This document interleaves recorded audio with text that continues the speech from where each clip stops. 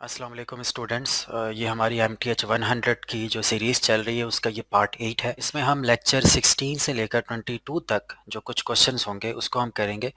Hopefully ये mid term से पहले हमारी ये लास्ट सीरीज़ होगी। पहले मैं आप लोगों से माज़रत कर लेता हूँ कि कुछ क्वेश्चंस मैंने एक्सरसाइजेस के छोड़ ली हैं, वो टाइम की कमी की वजह से मैं उसको रिकॉर्ड नहीं कर पाऊँगा। तो ये परम्यूटेशंस और काउंटिंग प्रिंसिपल्स के हवाले से कुछ प्रैक्टिस एक्सरसाइजेस थी, तो मैंने सोचा ये हम आप लोगों से डिस्कस कर लेते हैं। ठीक है, तो चलें स्टार्ट करते हैं इसको। अब क्वेश्चन नंबर 1 अगर आप देखें तो इसमें बेसिकली ये परम्यूटेशन का एक क्वेश्चन है। क्वेश्चन ये है कि a teacher is making a multiple choice quiz, she wants to give each student the same questions. ठीक है, but have each student questions appear in a different order. अब क्विज हमने जनरेट करना है। एक टीचर है जो क्लास में पढ़ाती है, उसने क्विज जो है बच्चों को देना है। ठीक है, क्वेश्चंस देने हैं। अब हर बच्चे को सेम क्विज जाएगा, लेकिन तरतीब डिफरेंट होगी। मिसाल के तौर पे अगर 5 क्वेश्चंस हैं तो हर बच्चे को पहला क्वेश्चन, दूसरा क्वेश्चन, तीसरा, चौथा, पांचवा, इसमें ऑर्डर में फ़र्क आएगा। यानी एक बच्चे को हो सकता है पांचवा पहले आ जाए, दूसरे बच्चे को पांचवा जो क्वेश्चन है वो लास्ट में आ जाए, या पहला एक बच्चे को पहले आ रहा है पहला वाला क्वेश्चन, दूसरे बच्चे को तीसरे क्वेश्चन पे आ रहा है। तो इस तरह से हमने इसको तरतीब को चेंज करना है। अब क्लास में वो कह रहे हैं 32 स्टूडेंट्स हैं, what is the least number of question the quiz must contain. तो मस्ट क्विज में कितने क्वेश्चंस होने चाहिए कि हर स्टूडेंट को डिफरेंट ऑर्डर के क्वेश्चंस जाएं। तो इसका सॉल्यूशन बहुत इजी है। आपने इसमें परम्यूटेशन का जो कॉन्सेप्ट है वो यूज़ करना है। अब परम्यूटेशन जो है, आपको पता है परम्यूटेशन क्या देती है? परम्यूटेशन आपको नंबर ऑफ डिफरेंट ऑर्डर बताती है। आपको परम्यूटेशन की अगर आपको डेफिनेशन याद नहीं है तो परम्यूटेशन का मतलब होता है कि अगर n फैक्टोरियल लिखा हुआ है तो n फैक्टोरियल का मतलब होगा n into n minus one into n minus two up to 1। मिसाल के तौर पे अगर 3 फैक्टोरियल है, इसका मतलब होगा 3 मल्टीप्लाई बाय 2 मल्टीप्लाई बाय 1। तो यहाँ पर हम देखेंगे कि 32 स्टूडेंट्स हैं, तो कितने कौन सा नंबर ऐसा हो जिसका परम्यूटेशन अगर हम लें तो वो 32 से ज़्यादा आ जाए। तो बारी बारी हम चेक कर लेते हैं। के तौर पे अगर टीचर 2 क्वेश्चन देती है तो 2 फैक्टोरियल आंसर आएगा। तो 2 फैक्टोरियल में आप 2 ही डिफरेंट ऑर्डर बना सकेंगे क्वेश्चंस के। ठीक है, क्योंकि अगर 2 क्वेश्चन होंगे तो हो सकता है पहला क्वेश्चन आप बाद में दे दें और पहले क्वेश्चन को आप पहले रख लें, तो दो तरतीब हो गए। अगर आपके पास टीचर 3 क्वेश्चंस देती है, 3 फैक्टोरियल आपके डिफरेंट ऑर्डर के पेपर्स बन सकेंगे।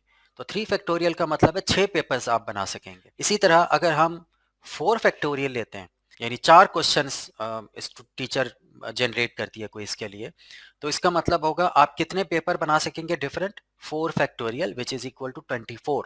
लेकिन क्लास में तो 32 स्टूडेंट्स हैं, तो 4 फैक्टोरियल भी इट इज नॉट इनफ। अब हम आगे चलते हैं। तो 5 फैक्टोरियल अगर 5 क्वेश्चंस जनरेट करे टीचर, तो उससे आप कितने तरतीब से डिफरेंट पेपर बना सकेंगे? तो आप देखेंगे जब 5 फैक्टोरियल आप फाइंड आउट करेंगे तो 5 फैक्टोरियल का आंसर आता है 120। तो 5 क्वेश्चंस की मदद से आप 120 डिफरेंट क्वेश्चंस पेपर जनरेट कर सकते हैं। तो इसका मतलब है मिनिमम नंबर ऑफ क्वेश्चंस जो उस टीचर ने बनाने हैं 32 स्टूडेंट्स के लिए, वो मिनिमम 5 होंगे। ठीक है, इसमें 32 भी कवर हो जाएंगे। 32 से लेकर 120 स्टूडेंट्स तक अगर हों, स्टूडेंट्स 120 भी हो जाएं, तब भी ये 5 क्वेश्चंस जो हैं उनके लिए इनफ होंगे to give them separate papers in different order. ठीक है, तो ये क्वेश्चन आपका कंप्लीट हो जाता है। ओके, अब क्वेश्चन नंबर 2 में देखें, लिखा हुआ है कि लोकल फैमिली रेस्टोरेंट, उसका एक डेली ब्रेकफास्ट स्पेशल का एक मेन्यू बना हुआ है जिसमें से कस्टमर को चूज करना है 1 item from each of the following group. ठीक है, कस्टमर ने इनमें से चूज करना है। तो how many different breakfast specials are possible. तो कितने ब्रेकफास्ट स्पेशल्स जो हैं वो कस्टमर डिफरेंट वे में चूज कर सकता है। तो ये काउंटिंग प्रिंसिपल का क्वेश्चन है। इसमें एक जनरल फार्मूला है, वो याद रखें कि अगर एक टास्क ए है जिसको आप एम वे से कर सकते हैं और एक टास्क बी है जिसको आप एन वे से कर सकते हैं, तो टोटल नंबर ऑफ वेज जिसको बोथ टास्क ए और टास्क बी कैन परफॉर्म वो बराबर होगा m मल्टीप्लाई बाय n। ठीक है, यानी कि मल्टीप्लाई करेंगे इसमें हम। यहाँ पर भी वही है। अब ब्रेकफास्ट सैंडविच की अगर आप तादाद देखें तो वो 4 है। 4 किस्म के जो ब्रेकफास्ट सैंडविच है वो ऑफर कर रही है रेस्टोरेंट। अकॉम्पनीमेंट्स जो है वो 5 किस्म की हैं और जूसेस भी जो है 5 किस्म के हैं। तो टोटल नंबर ऑफ वेज जो कस्टमर इनमें से चूज कर सकेगा, जाहिर है कस्टमर ने ब्रेकफास्ट सैंडविच में से एक चूज करना है, अकॉम्पेनिमेंट्स में से एक चूज करना है और जूस में से एक चूज करना है। तो कितने तरीकों से वो कस्टमर चूज कर पाएगा? 4 मल्टीप्लाई बाय 5 मल्टीप्लाई बाय 5, यानी 4 ब्रेकफास्ट सैंडविच में से, फिर 5 नेक्स्ट में से, फिर 5 उससे नेक्स्ट में से। तो ये जो टोटल नंबर ऑफ उसके पास जो ऑप्शंस अवेलेबल होंगी वो 4 मल्टीप्लाई बाय 5 मल्टीप्लाई बाय 5 होंगी, विच इज 100 ब्रेकफास्ट चॉइसेस जो है डिफरेंट वो कस्टमर को अवेलेबल होंगी। क्वेश्चन नंबर 3 भी ऐसे ही है कि local family restaurant has a daily breakfast special in which the customer may choose one item from each of the following group.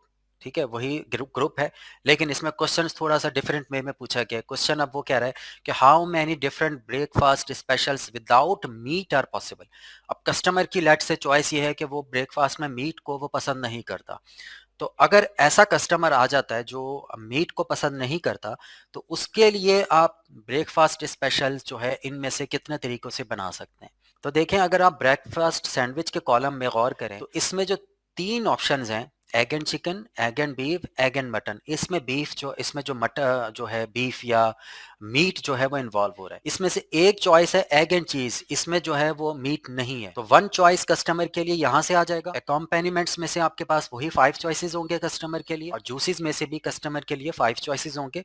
तो टोटल नंबर ऑफ चॉइसेस जो customer के पास होंगे वो होगा 1 multiply by 5 multiply by 5 which is equal to 25 meatless breakfast choices. तो अब आप देखिए, क्वेश्चन नंबर 4 लिखा हुआ है कि आपके पास एक बैग है जिसमें 3 किस्म के बॉल्स हैं, रेड कलर का है, ब्लू कलर का है और ऑरेंज कलर का है। And in a second bag there is a green, black and yellow ball. First bag में भी 3 बॉल्स पड़े और सेकंड बॉल में भी आपके पास 3 बॉल्स ही हैं। Now you draw 1 ball from first bag and then 1 ball from the second bag. अब आपने पहले बैग में से भी एक बॉल निकालना है और दूसरे बैग में से भी एक बॉल निकालना है।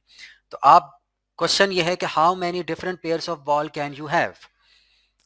तो इसका बहुत सिंपल सा आंसर है, क्योंकि फर्स्ट बैग में 3 कलर्स के डिफरेंट जो है बॉल्स पड़े हुए, तो according to the counting principle पहले बैग में से आप 3 वे से बॉल निकाल सकते हैं, और दूसरे बैग में से भी, क्योंकि 3 बॉल दूसरे बैग में भी हैं, तो दूसरे बैग में भी आप 3 बॉल्स को डिफरेंट वे से निकाल सकते हैं। तो टोटल नंबर ऑफ वेज जो आप दोनों बैग्स में से बॉल निकाल सकेंगे वो कितने होंगे? फिर काउंटिंग प्रिंसिपल के मुताबिक मल्टीप्लिकेशन इसमें रूल लगेगा, which is 3 multiply by 3 which is equal to 9।